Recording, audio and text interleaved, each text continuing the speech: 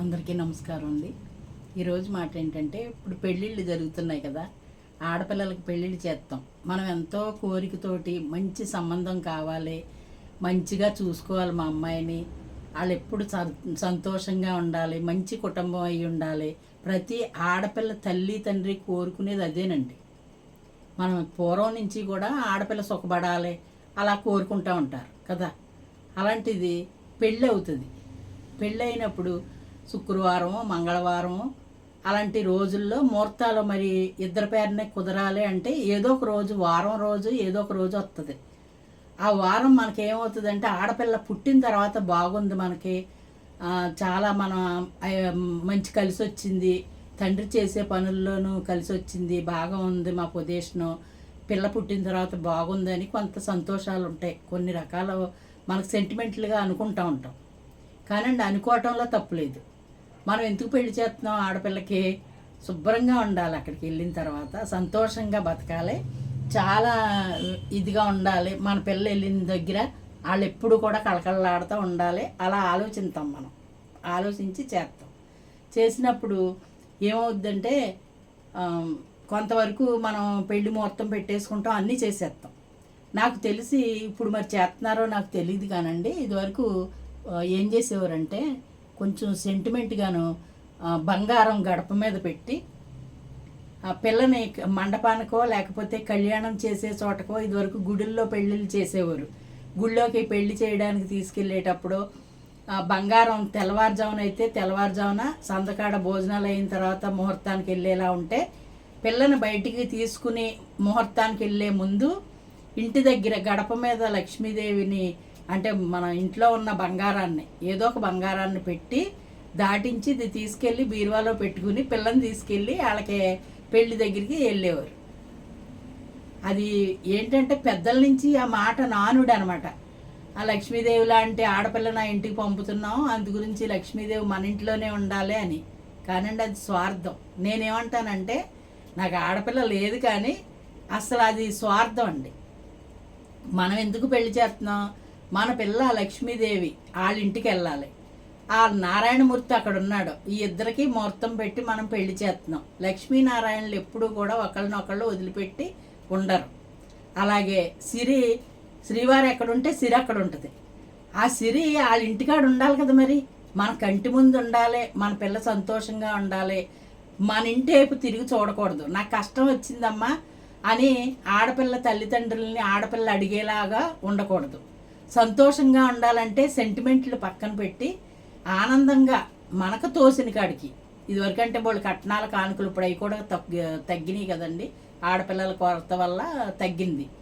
అందుకని ఆ సెంటిమెంట్ వదిలేయాలండి. చాలామంది దగ్గర నేను చూశాను బంగారం దాటించి పంపించటం, మా చుట్టాల బంధువుల్లోనే చాలామంది దగ్గర నేను చూశాను.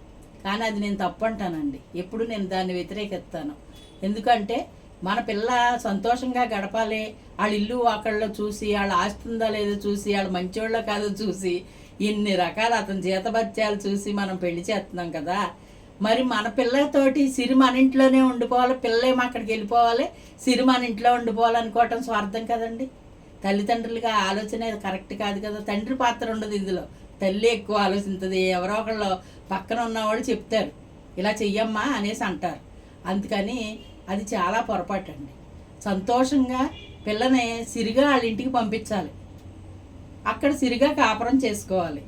మన ఏపు ఎప్పుడు వెనక్కి తిరిగి చూడకూడదు. మనం పెట్టాలి, వాళ్ళు తినాలనుకోకూడదు. వాళ్ళు సంతోషంగా బతకాలంటే వాళ్ళకాళ్ళు సంపాదించుకుని వాళ్ళకాళ్ళు చేసుకునేలాగా ఉండాలి.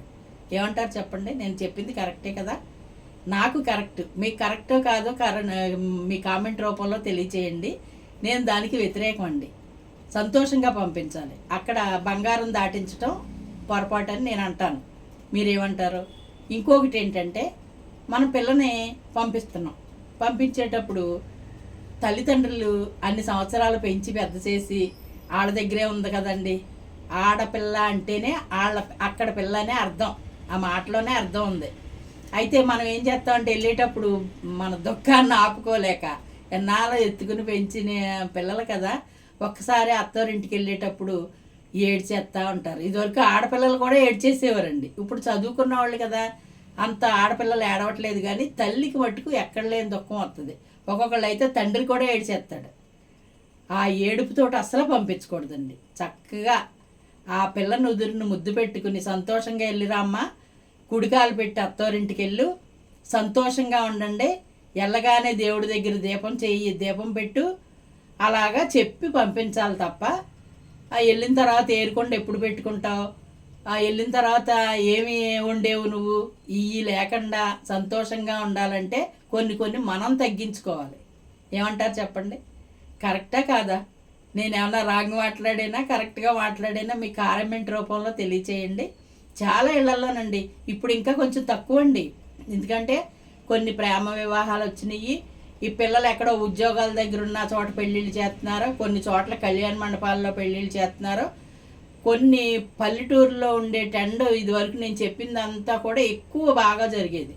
ఇప్పుడు చాలా తక్కువేనే చెప్పాలి, కానీ ఏమన్నా ఉంటే అది కూడా వదిలేద్దాం. ఎందుకంటే ఆడపిల్లని పంపుతున్నాం, మనం పసుపు కుంకుమ పెట్టి పంపుతున్నాం, పచ్చగా 10 కాలాల పాటు వాళ్ళ ఇంటి దగ్గర సంతానంతో సత్సంతానం, బాగా సంతానం సంతోషం అన్నీ ఉండాలి. అప్పుడు మనకి ఎలా అనిపిస్తుంది? పోలేమ్మ మా బిడ్డ శుభ్రంగా బతుకుతుంది, అల్లుడు మంచోడు, ఇలా అనుకుంటాం. అంతేగాని మనం ఏడుతాను పంపించకూడదు, అలా అని బంగారం దాటించి పంపించకూడదు. బంగారం అక్కడ ఉండాలని కోరుకోవాలండి. మనం ఎలాగా బంగారం లాంటి సంపదలో ఉన్నప్పుడు మన బంగారం అక్కడికి వెళ్తున్నప్పుడు ఆడ సంతోషంగా ఉండాలనుకోవాలి కదా. అలాగే అత్తవారు ఏమనుకుంటారో, కోడలు వచ్చిన వేళ విశేషం అనుకుంటారు. చిన్న ఏదైనా చెడు జరిగితే నింద పెళ్లి కూతురి మీద వేస్తారు, మంచి జరిగితే పెళ్లి కూతురి మీద వేస్తారు. అందు గురించి అని ఎప్పుడు కూడా సంతోషంగా ఉండాలంటే కొన్ని వదిలేయవలసినవి వదిలేయాలి, కొన్ని పట్టించుకోవాల్సినవి పట్టించుకోవాలి తప్ప ఇటువంటి వాటి వల్ల కొన్ని ఇళ్లల్లో గొడవలు కూడా వచ్చిన రోజులు ఉన్నాయండి. ఈ దాటిన తాళ ఈ చూసి గొడవలు పెట్టుకున్న వాళ్ళు కూడా ఉన్నారు. చాలా సంవత్సరాలు అది ఆరకుండా దెబ్బలాడుకున్న వాళ్ళు ఉన్నారు. ఎందుకంటే అటువంటివి కొన్ని పక్కన పెట్టేసుకోవాలండి, పట్టించుకోకూడదు. అటువంటి లక్ష్మీనారాయణలు దంపతులు అంటే వాళ్ళకి కాళ్ళు కడిగి కన్యాదానం చేస్తున్నారు, చేసి పంపించేటప్పుడు ఆనందంగా వెళ్ళాలి, ఆనందంగా ఉండాలి ఎప్పుడు కదంటారా? చెప్పండి.